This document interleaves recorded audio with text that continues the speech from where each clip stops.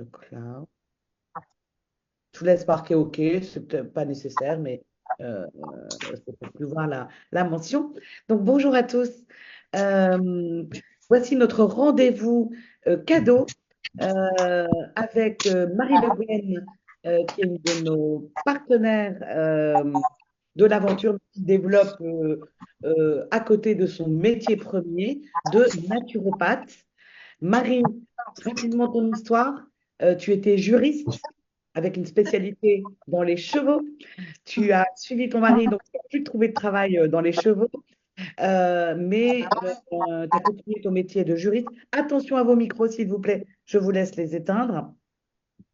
Et, euh, et la vie a fait, drôle de cadeau, que autour de toi et pour toi-même,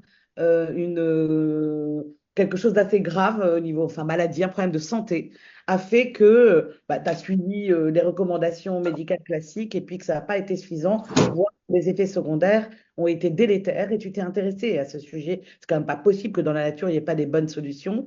Et tu as commencé à te passionner jusqu'à ce que tu deviennes référente pour tes proches, tes amis, et que ton mari te dise, écoute, Marie, je crois que c'est peut-être ta vraie vocation, ton métier, et tu t'es formée de façon professionnelle à ce métier de naturopathe, en ayant l'esprit ouvert sur des tas d'alternatives. C'est ce que j'aime chez toi. C'est que tu as, vraiment une ouverture assez incroyable. Donc, tu as maintenant dans ta palette des tas d'approches très on dit On dit holistique, holistique. complémentaire. Attention, coupez vos micros. Et je témoigne que j'y ai vu tellement d'intelligence. Moi, j'aime bien quand je parle de toi, dire que c'est la Sherlock Holmes de la santé. Euh, et On tu va as un acheter une pipe. talent, tu as un talent de pédagogue. Et donc, tu nous as présenté il y a quelques jours pour notre équipe euh, ton regard sur les compléments alimentaires TRMI et quels organes étaient touchés. Tu nous as fait un PowerPoint que tu vas nous présenter là et tu as accepté de l'ouvrir à plus grand. Donc, des personnes n'ont pas pu être là et le cadeau, c'est que tu acceptes que ce soit donc enregistré. Sois-en remercié, Marie. La parole est à toi. Alors, le principe, c'est tu nous présentes ce que tu nous avais présenté et puis ensuite, j'arrêterai l'enregistrement et on aura un temps de questions-réponses à 15 heures. Hop, c'est fini. Oui, parce que j'ai un Voilà. rendez-vous que ça. Donc, oui, petit rappel. Et éteignez bien vos micros parce que c'est vrai que sinon le son est pas bon et pas agréable. Donc, à la limite, Aurélie, tu peux le faire. Normalement, tu as la Oui, main. tout à Euh, fait. donc ça simplifie un petit peu. Donc bonjour à tous, merci d'être là. Donc oui, effectivement, moi, je suis naturopathe, comme dit Aurélie, j'y suis arrivée par voilà, des recherches un petit peu pour mes proches et pour moi, puisque moi-même j'ai une spondylarthrite et puis l'alimentation me permet d'aller bien. Voilà. Donc ce qui n'aurait pas forcément été le cas sans ça, l'alimentation, la naturopathie, les plantes. Et puis j'ai rencontré Marie-Alix, ma marraine qui est là qui m'a fait découvrir l'aventure Nuskin. Et donc l'autre jour, je fais régulièrement voilà, des petites présentations comme ça en naturopathie. Et je leur en ai fait une à leur demande sur le TRMI. Donc c'est voilà, sans prétention, hein, c'est un petit rappel physiologique et puis une approche des plantes. En fait, le TRMI, c'est de la phytothérapie relativement classique. Et donc, je l'ai abordé sous cet angle-là. Donc, j'ai pas regroupé par produit, mais vraiment par plante pour vous donner un petit peu un aperçu de ce que font chacune de ces plantes, etc., pour que vous puissiez voir un petit peu à l'intérieur du produit et que ça vous donne un petit peu cette dimension-là. Alors, je vais partager mon écran hop, pour vous montrer le PowerPoint. Hop là, le temps qu'il se mette en diaporama. Est-ce que tout le monde le voit bien? Oui, Super. Donc, les plantes, du coup, de la digestion et de la glycémie, hein, puisque c'est vraiment le focus du TRMI, on commence, comme je vous disais, par un tout petit peu de physiologie. Alors, certains rendez-vous naturaux ont pu porter parfois uniquement sur un organe, etc. Là, c'est vraiment rapide, mais ah, il y a un petit problème de son. et voilà, c'est que j'avais cliqué. J'ai ma barre d'affichage qui est en plein milieu de mes diapos. Alors, du coup, ça faisait bizarre, mais ah voilà, ça y est, j'ai retrouvé comment la remonter. Donc, le TRMI cible véritablement en priorité les organes de la digestion au sens large, c'est-à-dire que l'on inclut évidemment dedans le foie avec la vésicule biliaire, l'estomac et les intestins. On ne peut pas dissocier le foie de la digestion puisque c'est un rôle vraiment à part entière. Comme je le répète souvent dans mes petits rendez-vous naturaux, alors là je vais pas faire de quiz parce que vous avez tous vos micros éteints, mais les premiers organes de la digestion, même avant le foie, avant tout ce que vous voyez là, j'aime souvent dire que ce sont les yeux et le nez, puisque notre cerveau, notre corps entier sont tellement intelligents qu'à partir du moment où on voit un aliment, où on le sent, eh bien, notre cerveau envoie déjà des messages à notre système digestif pour qu'il commence à préparer la digestion. Une fois que celle-ci est en route, évidemment, les dents avec la mastication sont vraiment primordiales dans ce rôle de la digestion. Mais ce que l'on mange est extrêmement important aussi. Vous allez le voir, il y a plusieurs produits, alors j'y reviendrai pas à chaque fois, dans le TRMI qui contiennent des fibres. Les fibres, pourquoi est-ce qu'ils sont aussi importants? Eh bien parce qu'ils ont deux rôles, à la fois un rôle un petit peu de lest, ils vont nourrir un petit peu le bol alimentaire puisqu'ils ne vont pas être digérés. Les fibres insolubles en tout cas ne vont pas être vraiment digérées, ils vont rester mais du coup ils vont permettre une bonne digestion, un bon transit, ils vont permettre de le réguler. Certains fibres vont avoir tendance à l'accélérer, d'autres à le réguler de façon globale, d'autres même à le ralentir un petit peu quand il est trop rapide, parce que voilà, cette régulation concerne vraiment dans les deux sens. Elle concerne à la fois la constipation et la diarrhée. Et ils ont également un rôle primordial pour nourrir nos bactéries, notre microbiote. Je ne sais pas si vous le savez, celles qui m'écoutent de temps en temps le savent, nous avons plus en nous de bactéries que de cellules. Et donc, quand on mange, on devrait être attentif, comme je dis parfois à des mamans qui me regardent avec des yeux ronds, nourrissez les bactéries de vos enfants avant de nourrir vos enfants. Donc, il faudrait qu'on soit attentif à ça. C'est vraiment primordial puisque quand on nourrit nos bactéries, on nourrit notre écosystème, en fait. Et ces bactéries-là, nous sont utiles de la même manière que nous leur sommes nécessaires aussi. Ensuite, les organes et le rôle vraiment ciblé par le TRMI, c'est la digestion des graisses et la digestion des sucres. Les graisses, en fait, vont être métabolisées, elles vont nous servir. On ne peut pas vivre, autant on peut vivre sans sucre, parce qu'il n'y a pas de sucre essentiel, donc que notre corps ne sache pas fabriquer. Autant on ne peut pas vivre sans certaines matières grasses, les oméga 3, les oméga 6, les oméga 9 notamment, qui sont dits essentiels, c'est-à-dire que l'on ne sait pas fabriquer. Donc cette digestion des graisses, elle est primordiale puisque si on n'assimile pas, et la digestion c'est de l'assimilation, eh bien on va avoir des carences importantes, carences non seulement au niveau du cerveau par exemple, hein, les oméga 3 composent la grosse majorité de notre cerveau, mais carences au niveau de chacune de nos cellules, puisque chacune de nos cellules est composée d'une bicouche lipidique, donc deux lipides, qui sont primordiaux pour le fonctionnement de tout notre corps. La digestion des sucres, ensuite, ça va être beaucoup plus une question de régulation, puisque si les sucres passent dans le sang de façon trop rapide, je vais y revenir, eh bien, ça va poser vraiment des problèmes. Cette digestion, donc, elle a évidemment un rôle sur notre énergie, hein, parce que quand on assimile, on a des micronutriments, des macronutriments, et donc ça se transforme en énergie, on a de l'enthousiasme pour faire les choses, mais ça se traduit également sur notre humeur, puisque nous avons véritablement une production importante de sérotonine au niveau digestif, qui a un rôle physico-physique, hein, mais qui a un rôle aussi dans l'apaisement, la joie de vivre, et donc notre digestion va influencer notre état émotionnel.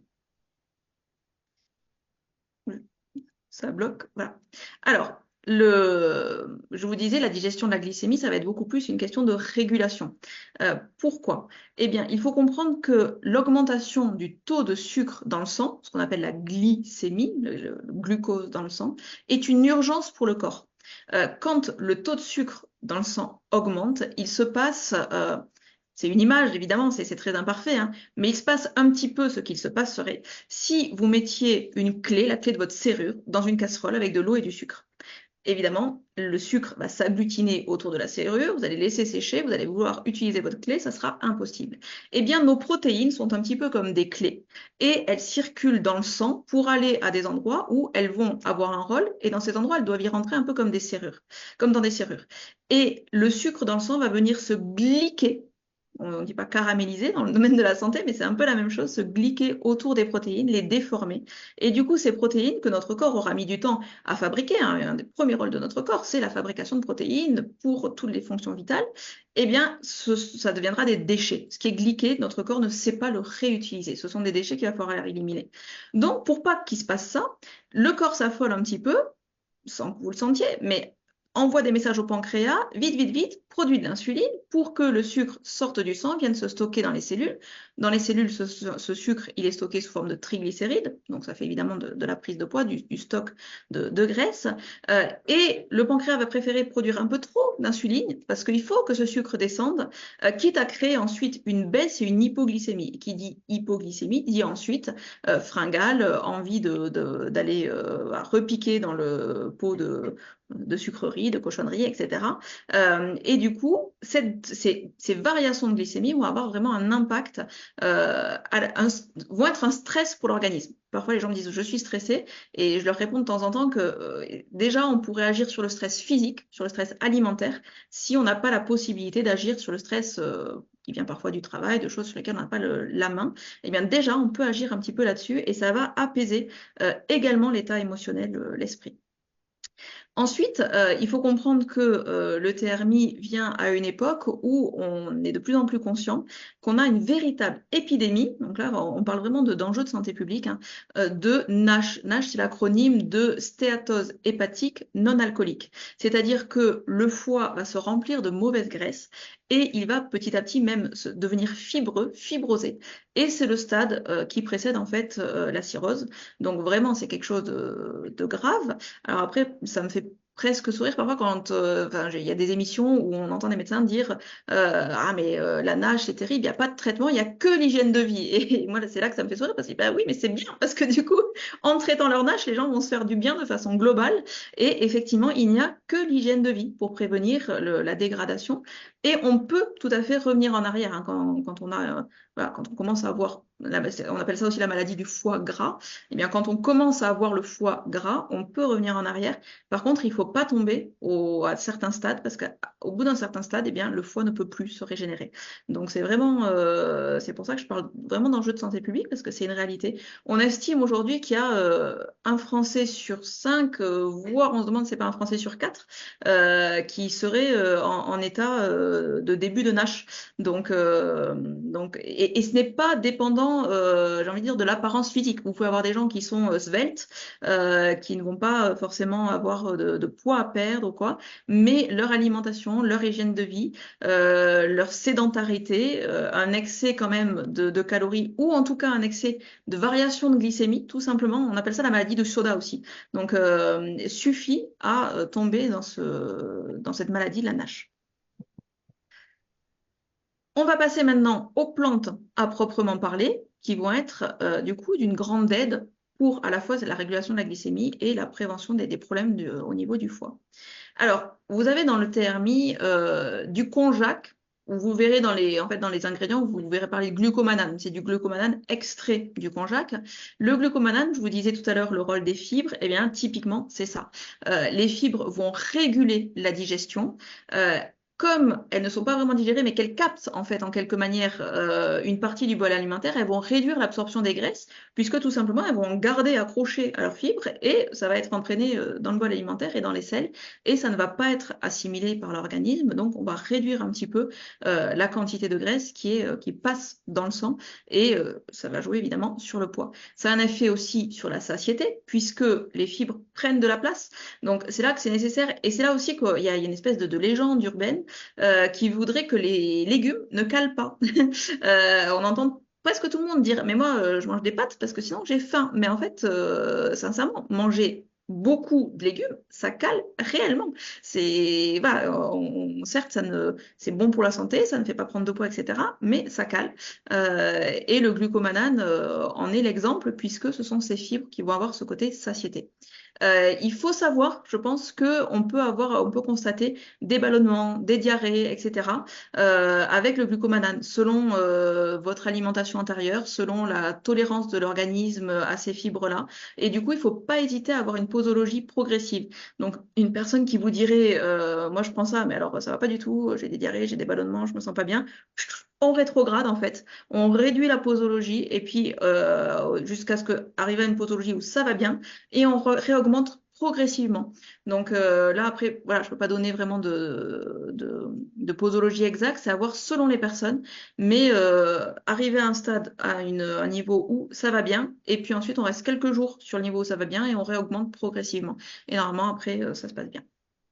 Le mûrier blanc, lui, alors c'est un peu il est utilisé de plus en plus là en Occident. C'est relativement récent alors qu'il est utilisé en médecine asiatique depuis beaucoup plus longtemps. Alors c'est la feuille hein, principalement, donc on peut manger des baies mais on n'aura pas le même effet. Il réduit la glycémie et il réduit la production d'insuline tout en améliorant la sensibilité des cellules à l'insuline. Le diabète de type 2, vous le savez certainement, par exemple, c'est vraiment un problème de résistance à l'insuline. C'est-à-dire que le pancréas produit de l'insuline, mais les cellules, elles sont un peu gorgées aussi de matière grasse, etc. Donc les capteurs ne sont pas dans un très bon état et il y a une sensibilité réduite à l'insuline. Eh bien là, le mûrier blanc va aider à retrouver une certaine sensibilité à l'insuline. Donc c'est quelque chose qui est vraiment positif. La gomme de guar, elle est plus utilisée comme excipient, hein, j'ai envie de dire, mais tant qu'à faire, Nuskin a mis à l'intérieur quelque chose qui va aller dans le sens d'une meilleure satiété, d'une bonne absorption, et puis après, ça joue sur la texture du produit. Je vous mets à droite le petit schéma là pour vous montrer vraiment que voilà, on peut avoir des pics de glycémie avec cette glycémie qui monte et qui redescend bas, et quand on la régule, on a quelque chose de beaucoup plus stable, et l'organisme est moins fatigué, il y a moins de stockage, moins de fringales, etc. Excusez-moi pour Ça, on la peut dire que présentation c'est qui a le bougé. MyGoal, hein, je pense que vous l'aviez reconnu. C'était le MyGoal. Pour le glucomanane, oui. Oui, voilà. Pour le mûrier blanc, je confonds toujours. C'est My Edge, il me semble plutôt. Je reviens toujours à mon petit tableau. Sur les noms des plantes du thermi, j'ai toujours du mal.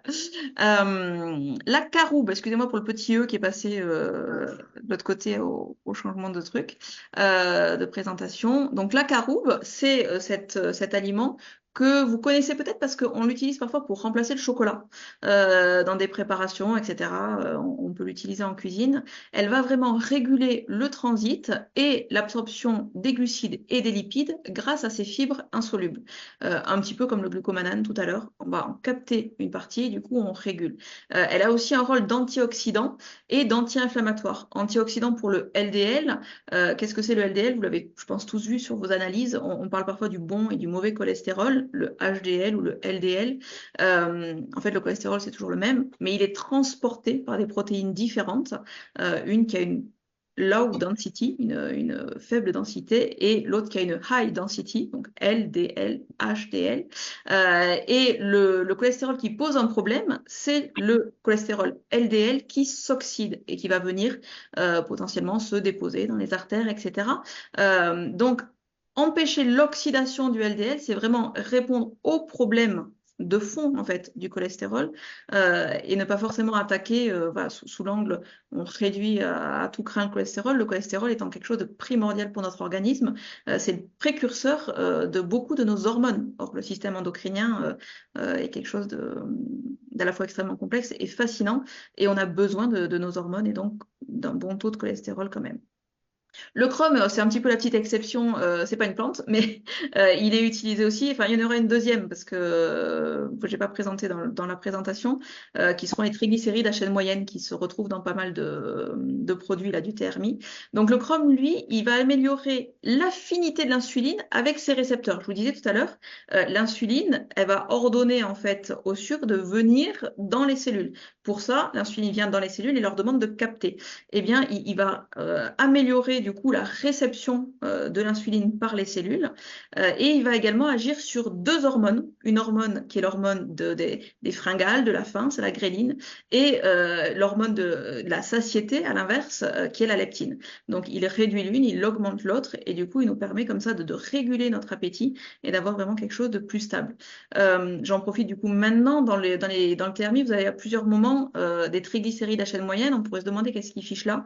Ce sont des matières grasses de qualité qui vont venir nourrir à la fois nos organes, mais particulièrement notre cerveau aussi. Et ça va être quelque chose qui va nous permettre d'avoir besoin de moins de sucre. C'est un autre carburant, si vous voulez, de notre organisme. Donc voilà, en apporter un peu plus nous permet d'avoir moins de besoin de sucre et de réguler à ce niveau-là. Ensuite, on passe à deux plantes beaucoup plus connues que vous utilisez peut-être dans vos tisanes, dans vos plats, etc. Le gingembre, tout d'abord.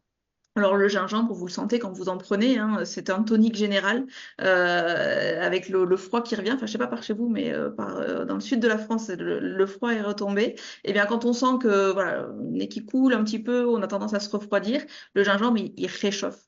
Donc en tisane, ainsi de suite, il va venir nous stimuler, éviter le petit rhume, la petite baisse de voilà, la petite fatigue, etc. Mais il va également au niveau digestif stimuler la motilité intestinale. La motilité intestinale, c'est le mouvement que font nos organes, puisque des dents jusqu'à la fin du tube digestif, il y a vraiment un mouvement qui se fait. Tout notre système digestif est musculeux et pour entraîner le bol alimentaire. Et donc ça, il va le stimuler, ce qui fait qu'il va permettre une digestion qui va être un peu plus rapide et un peu plus facile, légère. Il va être aussi anti-nauséeux. C'est souvent pour celles qui ont été enceintes et qui ont eu des nausées, c'est souvent ce qui est recommandé pour les femmes enceintes pour calmer un petit peu les nausées. Et il est gastroprotecteur, donc vraiment il va avoir une action de protection, pas uniquement agir un peu en force, quoi. Non, il vient protéger, aider à la digestion. C'est vraiment quelque chose, une plante qui est très très très belle de ce côté-là. Côté graisse, vraiment, il va stimuler la production de bile. Alors, on le disait tout à l'heure, hein, on agit sur le foie. Donc, la production de bile, ce n'est pas la vésicule biliaire, c'est le foie qui produit la bile. La vésicule biliaire, elle, la stocke et la concentre pour qu'elle soit plus active. Et donc, une bile de qualité va avoir un rôle primordial sur vraiment la digestion, l'assimilation des graisses.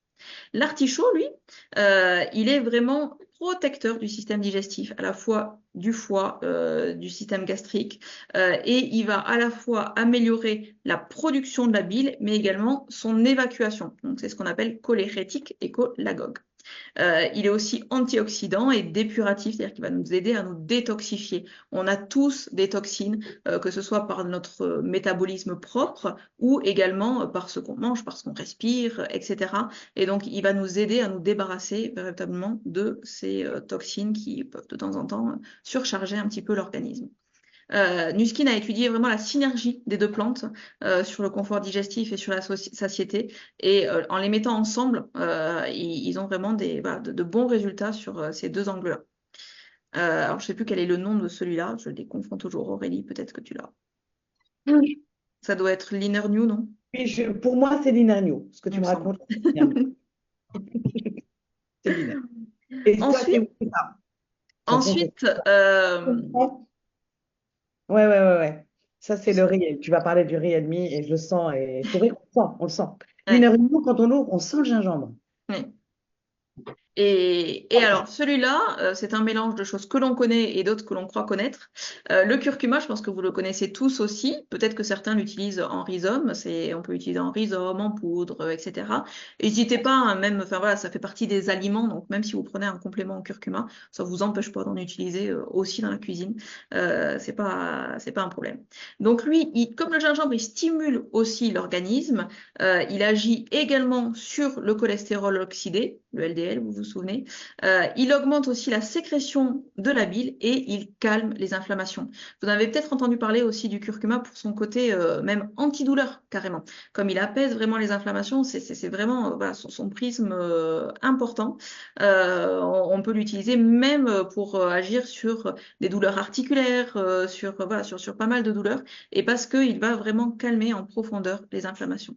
Le curry, alors on ne parle pas là du mélange curry, hein, on parle de la feuille de curry, donc Mouraya Kuniji ou le kaloupilé, on peut l'appeler de différentes manières. Lui, il agit sur la transformation des amidons en glucose. En fait, selon le type d'amidon que vous ingérez, le passage dans le sang ne va pas se faire de la même manière. C'est pour ça qu'il y a des choses qui peuvent paraître assez étranges. Une pomme de terre, si vous la mangez cuite d'une certaine manière, elle va avoir un index glycémique très élevé. Si vous la mangez cuite d'une d'une autre façon ou même mieux refroidie, elle va avoir un index glycémique plus bas. Eh bien, c'est parce que les amidons se transforment. Et le calopilé, lui, va jouer sur ce type voilà, de transformation. Du coup, il agit sur la glycémie de façon globale et aussi sur l'inflammation et sur l'immunité. Il va stimuler l'immunité. Je ne l'ai pas abordé, mais tout ce qui favorise en fait une bonne digestion, donc un bon état du microbiote, va favoriser une bonne immunité puisque 70% de vos cellules immunitaires se trouvent au niveau intestinal. Donc en fait, quand vous agissez sur la digestion, c'est magique, c'est génial. Vous agissez en même temps sur tout un tas de choses. Et d'ailleurs, même tout ce qui est pathologie auto-immune prennent leur source souvent dans l'état du système digestif et on peut souvent agir, améliorer en tout cas ce genre de pathologie en ayant une attention particulière sur l'alimentation et sur la digestion. Le moringa, lui, encore un stimulant, encore un antioxydant, un anti-inflammatoire. Et Nuskin a vraiment étudié la synergie des trois. Déjà pour les trois, bon, ça serait trop long, on ne va pas regarder toutes les études qu'il y a. Il y en a beaucoup, j'en avais sélectionné sur les petits liens là, un certain nombre. Mais la synergie des trois donne véritablement une réponse particulière sur ce qu'on appelle l'inhibition de la lipogénèse, c'est-à-dire la fabrication des graisses. Il y a ce que vous mangez, mais il y a ce que votre corps en fait. Et du coup, avec les sucres, avec les graisses, le corps fait des graisses qu'il stocke. C'est ce qu'on appelle la lipogénèse. Et bien là, ça va agir dessus et avec une bonne efficacité sur les populations qui sont en obésité, carrément, ou simplement en surpoids. Et voilà, je pensais qu'il y avait encore une, mais du coup, on a fait le tour des plantes qui sont utilisées dans les compléments du TRMI. Donc, je vais enlever le partage. Hop. Et alors, il y a quelqu'un qui rentre, mais alors, qui va poser des questions sans avoir suivi, donc ce sera tant pis. Je vais arrêter l'enregistrement et ce sera le moment d'ouvrir vos micros. Solution, comme on est quand même un petit paquet. Merci Vanessa Canon, ça c'est Merci super. Vanessa. Vous pouvez aussi poser vos questions pendant que Marie répond aux premières orales dans le chat et je les lirai et je les partagerai. Et on a une demi-heure ensemble. J'arrête donc l'enregistrement. Merci encore, Marie. Avec plaisir.